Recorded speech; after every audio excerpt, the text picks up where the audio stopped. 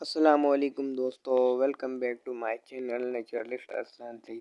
अच्छा तो दोस्तों, आप कोई भी पास्ट पेपर उठा लें या भी कोई competitive exam NUMS MD CAT ये के एम यू कैट वगैरह के पेपर उठा लें, यहाँ कहीं भी आप जाएंगे वहाँ पर आपको ये वाले सेंटेंसेस जो है कंडीशन सेंटेंसेस के नाम से जाना जाता है, ये वाली चीज़ जो है पेपर में ज़रूर आती है। तो आज मैं इसी चीज़ के बारे में आपको बहुत आसान तरीके से बताऊँगा। तो इंशाल्लाह आपने मेरे साथ चलना और वीडियो का कोई पार्ट स्किप नहीं करना है। अगर आपने उससे पहले मेरे चैनल को सब्सक्राइब और लाइक नहीं किया तो मेरे चैनल को ज़रूर सब्सक्राइब और लाइक ज़रूर कीजिए। इंशाल्लाह हम इस वीडियो में एक टेबल के जरिए कंडीशनल सेंटेंसेस को समझने की कोशिश करेंगे।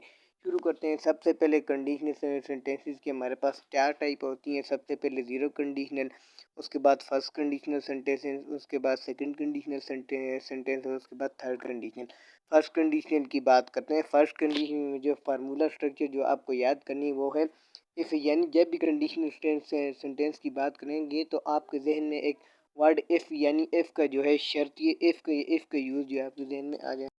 तो अगर हम कंडीशनल सेंटेंसेस की बात करेंगे तो हमारे जहन में इफ़ का यूज़ जो है लाजमी आ जाना चाहिए। जहाँ पर भी कंडीशनल सेंटेंसेस होगा तो उसमें इफ़ जो आना है वो मस्ट होगा। तो ज़ीरो कंडीशनल की बात करें, इसमें जो है इफ़ के साथ जो है सब्जेक्ट आएगा, सब्जेक्ट के साथ वर्ब की फर्स्ट फॉर्म इस्तेमाल होगी। तो इसमें जो फार्मूला स्ट्रक्चर बन गया इफ़ सब्जेक्ट और प्लस वर्ब की फर्स्ट फॉर्म। एग्जांपल के तौर पर देखते हैं, इफ़ यू हीट आइस, अगर तुम बर्फ़ को गर्म करोगे इट मेल्ट्स, ये जो है मेल्ट हो जाएगी। इसमें जो है यहाँ हीट भी जो है हमारे पास जो है फर्स्ट फॉर्म में है। इफ़ यहाँ पर जो है यूज़ हो रहा है ज़ीरो कंडीशन के तौर पर। इसके यूजेस जो है यूजेस देखें यहाँ पर, यूज़ फॉर यूनिवर्सल ट्रुथ, यानी किसी यूनिवर्सल ट्रुथ वगैरह को, यानी सच्चा यूनिवर्सल चीज़। और यहाँ पर वहाँ पर जो है सब्जेक्ट और इफ़ सब्जेक्ट इफ़ और वर्ब की फर्स्ट फॉर्म इस्तेमाल होती है।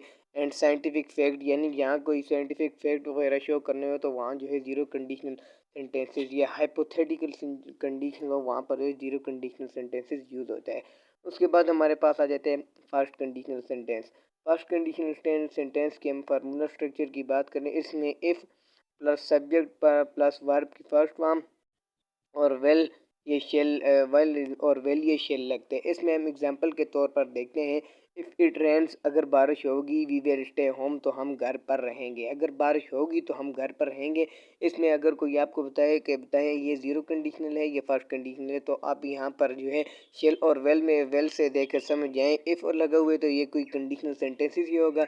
अगर वेल शेल लगा हुआ तो ये फर्स्ट कंडीशन में आएगा। अगर हम इसकी यूजेज की बात करते हैं, यूजेज और मीनिंग की बात करें, use for real and possible situation in the future, यानी किसी हकीकत और या कोई ऐसी हालत के बारे में जो होना लाजमी हो फ्यूचर में, उसको जाहिर करने के लिए जो कंडीशनल सेंटेंसेस यूज़ किए जाते हैं उसे हम कहते हैं फर्स्ट कंडीशनल सेंटेंसेस। उसके बाद हमारे पास आ जाता है second conditional sentences. Second conditional sentences की बात करें, उसमें इफ़ के साथ हमारे पास सब्जेक्ट आ जाते हैं। सब्जेक्ट के साथ हमारे पास वर्ब की सेकंड फॉर्म यूज़ होती है और वर्ब की सेकंड फॉर्म के साथ हमारे पास जो है वुड यूज़ होता है। वर्ब की सेकंड फॉर्म यूज़ और सेकंड फॉर्म के साथ हमारे पास साथ जो है वर्ब और जो है वुड या शुड यूज़ होता है। यहाँ पर एग्जांपल भी दी हुई है, इफ़ आई हैड मनी, अगर मैं पैसे कमाता, I would buy a car, तो मैं कार खरीद सकता।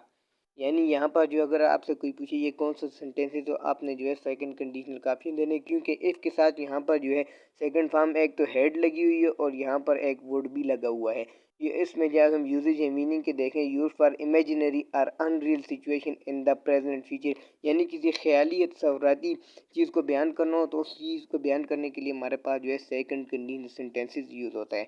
उसके बाद हम अपना आखिरी जो है कंडीशनल सेंटेंसेस जो हमारे पास आ जाता है वो है third conditional sentences. Third conditional sentences की बात करें, इसमें हमारे पास इफ़ के साथ जो है सब्जेक्ट के साथ हेड भी लगता है, हेड के साथ वर्ब की जो है थर्ड फॉर्म यूज़ होती है और थर्ड फॉर्म के साथ वुड हैव या शुड हैव भी यूज़ होता है। इसमें हम एग्जांपल की बात करें, इफ़ शी हैड स्टडीड, अगर वो पढ़ चुकी होती, शी वुड हैव पास, तो वो पास हो जाती, यानी वो पास हो जाती। इसमें अगर कोई आपसे पूछे ये सेकंड है या फर्स्ट है या थर्ड, तो आपने करें थर्ड, क्योंकि यहाँ पर इफ़ है तो ये कोई कंडीशनल सेंटेंसेस ही होगा। इफ़ के साथ यहाँ पर थर्ड फॉर्म है, थर्ड फॉर्म स्टडीड भी लगी हुई है और वुड हैव या शुड हैव भी लगा हुआ है। तो इसके यूजेज या मीनिंग की बात करें, use for imaginary situations in the past, regret और मिसिंग चांसेस। थर्ड कंडीशनल जो ये यूज़ होता है, ये यूज़ होता है हमारे पास जो है पास्ट में, यानी ऐसा ज़माना जो अभी गुजर चुका है, यानी ये गुजरे हुए ज़माने में हम किसी ख्याली तसव्वुराती बात का जिक्र करें तो उस जिक्र करने के लिए हमारे पास थर्ड कंडीशनल सेंटेंसेस की इस्तेमाल होता है। तो उसी तरह मैंने आपके सामने कंडीशनल सेंटेंसेस के बारे में एक ओवरव्यू लेक्चर बताया। तो इसी तरह अगर आपको मेरी ये वीडियो पसंद आई है तो मेरे चैनल को सब्सक्राइब और लाइक ज़रूर कीजिए और मुझे कमेंट्स में अपना रिएक्शन भी ज़रूर बताइए। Thanks for watching my video. अल्लाह हाफिज़।